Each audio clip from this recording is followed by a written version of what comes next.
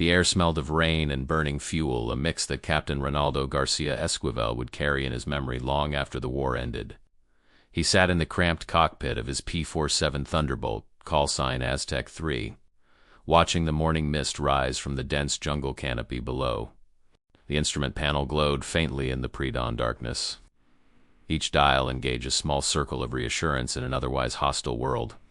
Outside, the other 11 aircraft of Escuadrón Arliñel waited in the humid stillness of Porac airfield, their propellers motionless, their metal skins slick with condensation that would evaporate the moment the tropical sun climbed. Above the mountains of Luzon, Reynaldo pressed his gloved hand against the throttle, feeling the cool metal through the leather. His fingers trembled slightly, not from cold but from the electric anticipation that preceded every mission. 6 months ago he had been in Texas learning to fly this massive machine under the watchful eyes of American instructors who spoke too quickly and expected perfection. Before that he had been in Mexico City, a young pilot in the Mexican Air Force who never imagined he would be here, in the Philippines, preparing to face an enemy that had already proven itself deadly in the skies over the Pacific. The radio crackled to life, breaking through his thoughts. All Aztec units, this is Tower. Weather updates: ceiling at 8,000 feet, visibility 5 miles, scattered thunderstorms moving in from the east. Mission is go. I repeat, mission is go. Reynaldo felt his stomach tighten. The mission briefing had been clear. Provide close air support for Filipino and American ground forces pushing toward the Japanese-held town of Baguio. Intelligence reports suggested light anti-aircraft fire and possible enemy air presence. Possible. That word carried all the uncertainty of war, the difference between returning to base for dinner or never returning at all. Around him, engines began to cough and roar to life. The sound was immense. 12 Pratt & Whitney R2800 radial engines turning over, their combined thunder shaking the very ground beneath the aircraft. Reynaldo reached forward and flipped the ignition switches, feeling the familiar sequence of vibrations as his own engine came alive. The P-47 shuddered like a waking beast. 18 cylinders firing in sequence. The massive four-bladed propeller beginning its slow rotation before accelerating into an invisible blur. He thought of his mother in Guadalajara, wondered if she was awake at this hour, if she was saying her morning prayers. Did she pray for him? Did she light candles in the cathedral, asking the Virgin to protect her son in a war so far from home? The thought brought a tightness to his chest that had nothing to do with the pre-flight tension. He pushed it away, forced himself to focus on the checklist, the routine that kept pilots alive. Aztec flight, this is Aztec leader, form up on my wing. We're heading north to grid reference Echo 7. Ground forces are taking heavy fire from Japanese positions in the hills. Our job is to silence those guns and clear a path for the advance. Stay sharp, stay together, and remember your training. That was Captain Rodham's Gaxiola Andrade, their squadron leader, a man whose calm voice belied the steel in his spine. Reynaldo had flown with him through training, through their first nervous missions over Luzon, and he trusted him completely. But trust could only go so far when Japanese Zeros were hunting in the clouds. The Thunderbolts began to roll forward, one by one, their tails lifting as they gained speed down the dirt runway. Reynaldo waited his turn, watching the aircraft ahead of him disappear into the gray morning light. Then it was his moment. He pushed the throttle forward, feeling the enormous power of the engine translate into forward motion. The P-47 was heavy, built like a tank compared to the nimble fighters he had trained on in Mexico, but once it got moving, nothing could stop it. The runway blurred beneath him, the jungle on either side becoming a green smear. He pulled back gently on the stick, and the aircraft lifted, leaving the Philippines behind, climbing into a sky that might hold death. The formation tightened as they gained altitude, 12 aircraft arranged in 3 flights of 4, climbing through scattered clouds that hung like torn cotton in the humid air. Below, the landscape of Luzon spread out in endless variations of green, broken only by the silver threads of rivers and the occasional brown scar where artillery had torn up the earth. Reynaldo could see villages, or what was left of them, and roads that wound through the hills like nervous thoughts. Somewhere down there, men were fighting and dying, and it was his job to tip the balance in their favor. The flight north took 20 minutes. 20 minutes of watching the sky, scanning constantly for the telltale glint of enemy aircraft. The Japanese had been quiet lately, their air force diminished by months of attrition, but they still had teeth. Reynaldo had heard the stories from American pilots, tailies of Zeros appearing out of nowhere, their maneuverability making them deadly in close combat. The P-47 was faster, could dive like a stone, and could take punishment that would tear a Zero apart, but in a turning fight, the Japanese fighter could dance circles around the Thunderbolt. Aztec flight were approaching the target area. Ground control reports enemy positions at 2 o'clock, dug into the hillside. We'll make our run from west to east. Stay low after the first pass in case they have anti-aircraft guns we don't know about. Reynaldo acknowledged the order, his voice steady despite the acceleration of his heartbeat. He could see the hills now, covered in jungle but scarred by defensive positions. Smoke rose from several points, probably from earlier artillery strikes. The ground forces would be close, too close, which meant the margin for error was measured in yards, not miles. The formation began to descend, picking up speed as they angled toward the target. Reynaldo checked his weapons one final time. 8 50 caliber machine guns, 4 in each wing, loaded and ready. The P-47 carried enough ammunition to put down a devastating stream of fire, and he intended to use every round if necessary. His finger rested lightly on the trigger, waiting for the moment when Captain Gaxiola would give the order to fire. The hills rushed up to meet them. Reynaldo could see the Japanese positions now. Dark openings in the hillside, fortified with logs and sandbags. Small figures moved around them, soldiers who didn't yet know what was coming. The formation leveled out maybe 300 feet above the treetops.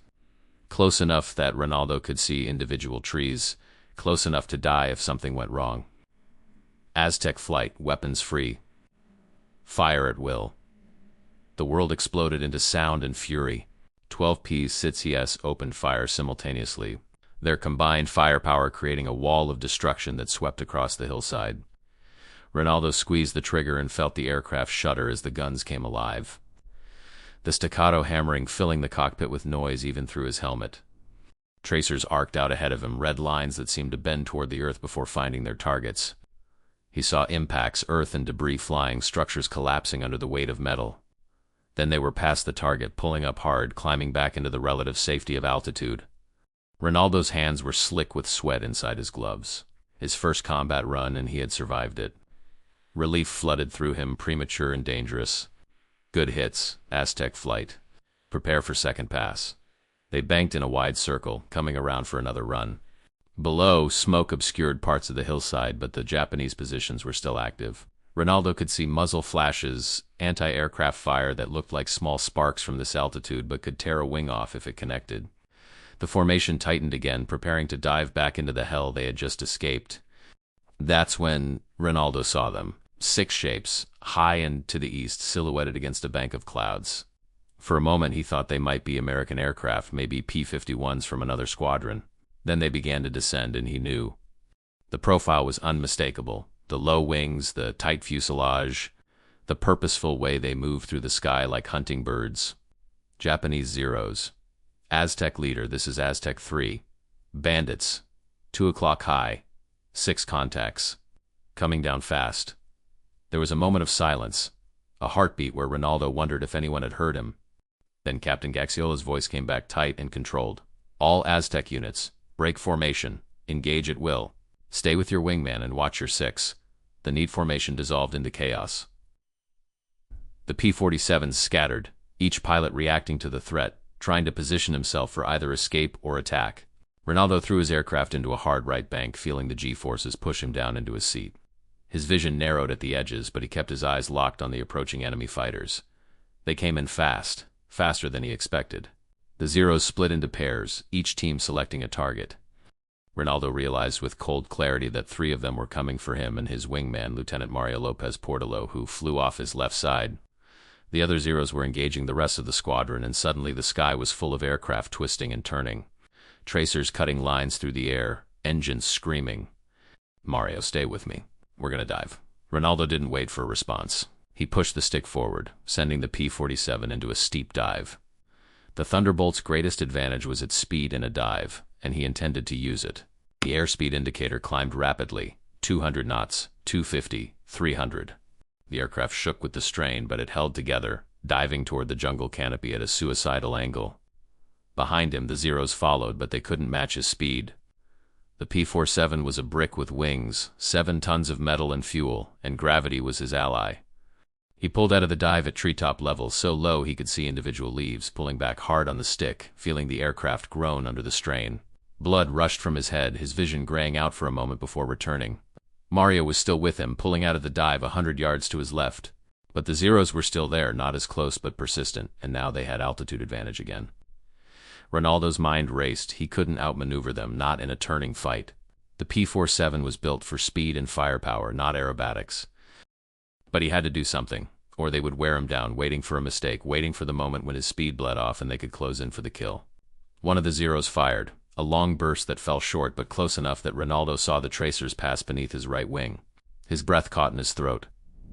That had been too close. Much too close. Mario, we need to climb. Get some altitude back. They pulled up together, engines roaring at full power, climbing back toward the clouds. The Zeros followed, but the P-47's powerful engine gave it a better climb rate than Reynaldo had expected. Maybe he could reach the clouds, lose them in the gray soup, and reset the fight. Another burst of fire, this time from a different angle. Reynaldo jinked, left, then right, the aircraft responding sluggishly to his inputs. The P-47 wasn't meant for this kind of flying. He was fighting against the aircraft's nature, trying to make it dance when it wanted to brawl. Then he heard Mario's voice, tight with fear. "Reynaldo, I've got two on my tail. I can't shake them." Reynaldo's head snapped left, searching for his wingman. He found him a quarter-mile away, lower than Reynaldo, with two Zeros in pursuit. They were firing, tracers walking up toward Mario's aircraft. Reynaldo watched in horror as rounds impacted Mario's left wing, saw pieces of metal fly off, saw smoke begin to trail from the engine. "Mario, get out! Bail out. I can't. The canopy's jammed. I'm trying to—" The sentence ended in a burst of static. Mario's P-47 rolled inverted, smoke pouring from the engine, and began a lazy spiral toward the jungle below. Reynaldo wanted to follow, wanted to see if Mario got out, but he had his own problems. The three Zeros that had been chasing both of them were now focused solely on him. He was alone. Fear, real and primal, flooded through him. His hands shook on the controls, his breath came in short gasps. He was going to die here, thousands of miles from Mexico, shot down by pilots who had been fighting this war since before Pearl Harbor. Pilots who knew every trick, every advantage. No. The thought came clear and sharp, cutting through the panic. No, he was not going to die here. Not today. Not like this. Reynaldo forced himself to breathe, forced himself to think. What had his instructors taught him? The P-47 was tough, could take damage that would down other fighters. It was fast in a dive, faster than almost anything in the sky. And it had firepower, devastating firepower if he could bring it to bear. The Zeros were closing again, positioning themselves for another attack. Reynaldo saw them in his mirrors, three deadly shapes coming in from different angles, trying to box him in. He had seconds to make a decision. He remembered something one of the American instructors had said, a grizzled veteran named Thompson who had flown P-47s over Europe. If you're outnumbered and they're more maneuverable, don't fight their fight, make them fight yours. Use your strengths. Exploit their weaknesses. The Zeros were light, maneuverable, but fragile. The P-47 was heavy, tough, and powerful. In a turning fight, they had every advantage. But in a high-speed fight, a fight of raw power and endurance, the odds shifted. Reynaldo made his decision. Instead of trying to evade, instead of trying to outmaneuver fighters that could turn inside him all day, he did something unexpected. He turned toward them.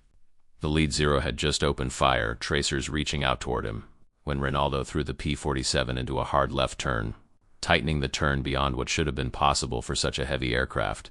The G-forces crushed him into his seat, his vision tunneling to a narrow gray point, but he held the turn, held it past the point where the aircraft should have stalled.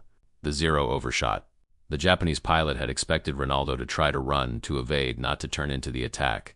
For a fraction of a second, the Zero flashed across Reynaldo's forward field of vision, no more than 50 yards away, a perfect target. Reynaldo's thumb mashed down on the trigger. The P-47's 850 caliber machine guns roared to life, the entire aircraft shaking with their combined recoil.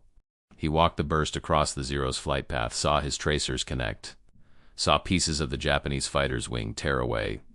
The Zero rolled violently to the right, trailing smoke, and dove away toward the jungle. 1 down, 5 to go.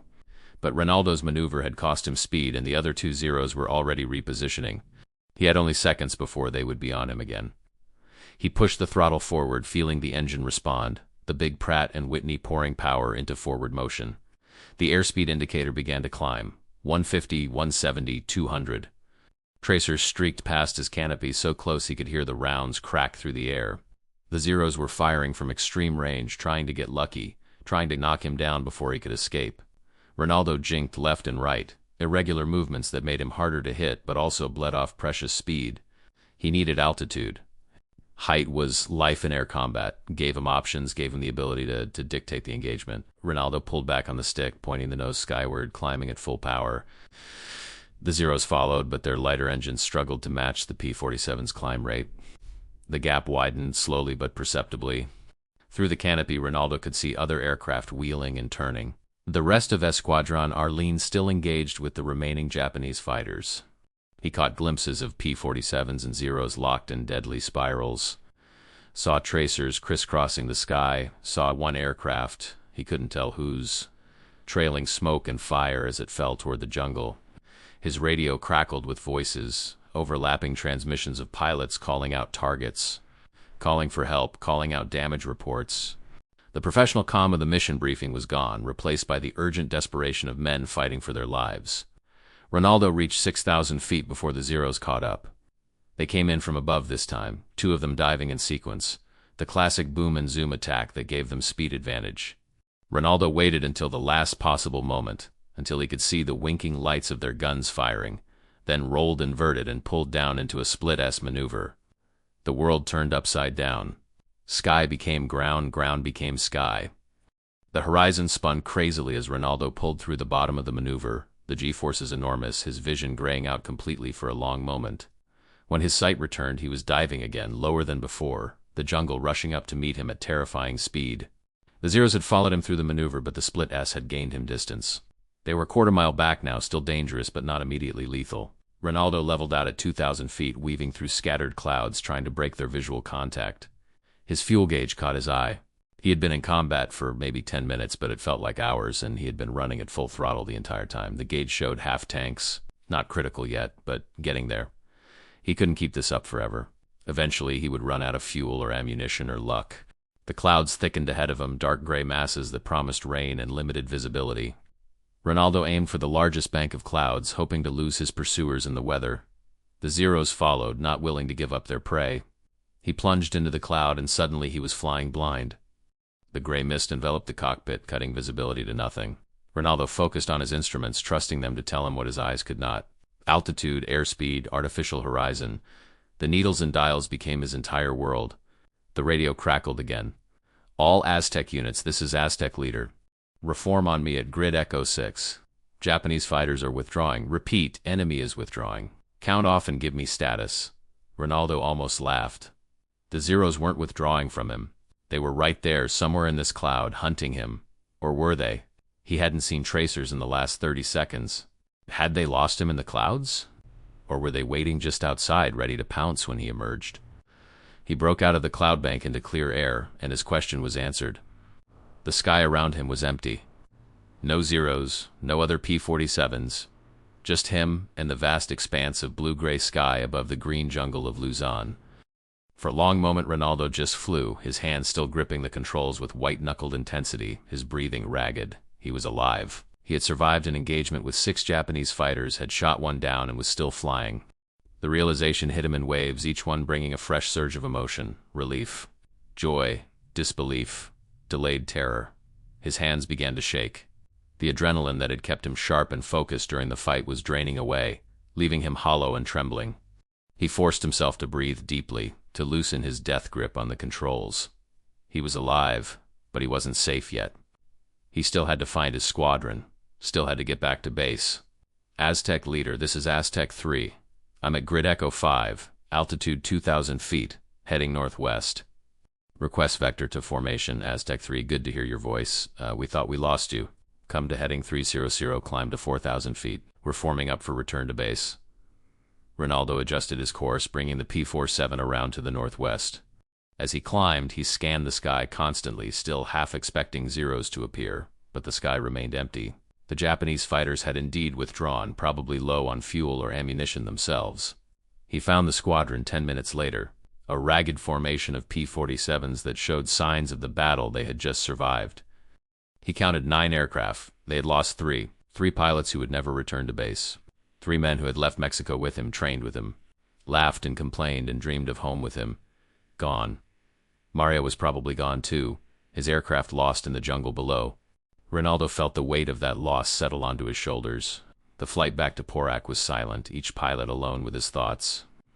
The tropical sun was higher now, burning away the morning mist, revealing the full extent of the beautiful, deadly landscape below. Reynaldo could see smoke still rising from the target area, whether from the Japanese positions they had hit or from crashed aircraft, he couldn't tell. The airfield appeared ahead, a brown scar in the endless green. Reynaldo had never been so happy to see anything in his life. One by one, the P-47s descended and landed, their wheels touching the dirt runway with small puffs of dust. Reynaldo waited his turn, then brought his own aircraft in, the touchdown gentle, despite his exhaustion. He taxied to his revetment and shut down the engine. The sudden silence was overwhelming after hours of engine noise. Reynaldo sat in the cockpit for a long moment, unable to move, staring at his hands on the controls. They were still shaking. Ground crew appeared, helping him out of the cockpit. His legs almost gave out when his feet touched the ground, and a sergeant caught his arm, steadying him. "You okay, Captain?" Reynaldo nodded, not trusting his voice. He looked at his aircraft, really looked at it for the first time since landing. There were holes in the wings, dozens of them, bullet holes from the Zero that had gotten close. He reached out and touched one, feeling the jagged metal edges. A few inches different, and those rounds would have hit him instead of the wing. Captain Gaxiola approached, his face grim. "Reynaldo, glad you made it back.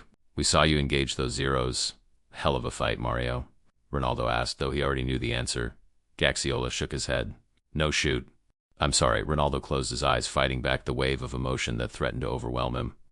Mario, who had shared a tent with him, who had taught him Mexican card games to pass the long evenings, who had talked endlessly about his girlfriend back in Mexico City and the restaurant he was going to open after the war. Gone. "You got one of them," Gaxiola continued. "The flight that came to help you after you broke through saw it go down. That Zero you hit crashed in the jungle.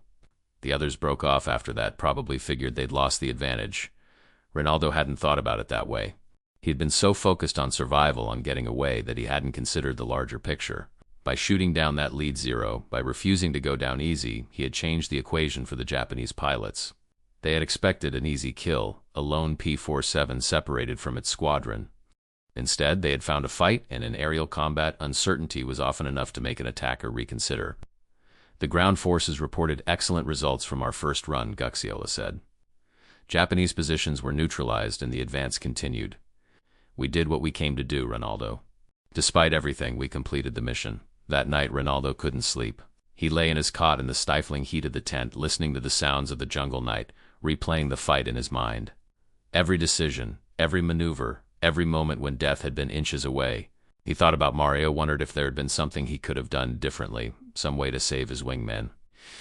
But he also thought about the mission, about the ground forces who had been able to advance because Escuadra Arliñao had cleared the way. He thought about the Filipino civilians living under Japanese occupation, waiting for liberation. He thought about Mexico, so far away, and the choice his country had made to send pilots to this distant war. They had come here as volunteers, answering a call that many didn't understand. Mexico had no territory to reclaim in the Pacific, no direct threat from Japan. But they had come anyway because the war was larger than any single nation, because freedom and tyranny were locked in a death struggle that would determine the fate of the world. Reynaldo had survived 6 Japanese fighters through a combination of skill, luck, and the raw power of the P-47 Thunderbolt. But more than that, he had discovered something about himself. Something he hadn't known was there until it was tested in the crucible of combat. He had found courage, not the absence of fear, but the ability to act despite it. He had found the will to fight when fighting seemed impossible, to survive when survival seemed unlikely. The next morning, he was back in the cockpit, leading his flight on another mission. His hands still shook a little during engine start, and his heart still raced when he saw the clouds where enemy fighters might hide. But he flew anyway, because that's what pilots did, what soldiers did. They faced their fear and kept flying, kept fighting, kept believing that their sacrifice meant something. Escuadrón Arliñao would fly many more missions over Luzon and Formosa before the war ended. They would lose more pilots, would face more Japanese fighters, would endure more days of fear and exhaustion and longing for home. But they would also earn the respect of their American allies, the gratitude of Filipino civilians, and the pride of a nation that had chosen to stand against tyranny. And Reynaldo García Esquivel would carry the memory of that day, the day he faced 6 Japanese fighters and lived to tell the tale for the rest of his life. Not as a story of personal heroism, but as a reminder of the price of freedom and the bond between men who fight together in the most desperate circumstances. The rain came that afternoon, heavy tropical rain that turned the airfield into mud and grounded all aircraft. Reynaldo stood outside his tent, letting the warm water wash over him, watching the sky where hours before he had fought for his life. Somewhere in that vast expanse, a Japanese pilot was probably doing the same thing, remembering the same fight from the opposite perspective. War was strange that way. Two men who had never met, who came from completely different worlds, brought together by history and politics and the decisions of leaders far removed from the cockpit. They had tried to kill each other with professional efficiency, and tomorrow, if given the chance, they would try again. But in that moment, standing in the rain, Reynaldo felt no hatred for the Japanese pilot, only a profound weariness and a desperate hope that someday, somehow, this war would end and men like him could go home, could return to the normal world where the sky was just sky, not a battlefield where death arrived at 300 miles per hour. He thought of his mother in Guadalajara, of her morning prayers. Maybe they had worked after all. Maybe some divine hand had guided his bullets, had kept the Japanese rounds from finding their mark, had brought him home when so many others didn't return. Or maybe it was just luck, random chance in a chaotic universe. Reynaldo didn't know, and in the end it didn't matter. He was alive and he would fly again tomorrow. And the war would continue until it didn't. That was the only certainty. The only truth that mattered in this green hell at the edge of the world. The rain continued to fall, washing away the dust and blood and fear, at least for a little while. And in the distance, barely audible over the storm, the sound of aircraft engines being prepared for the next mission, the next fight, the next chapter in a war that had already gone on too long.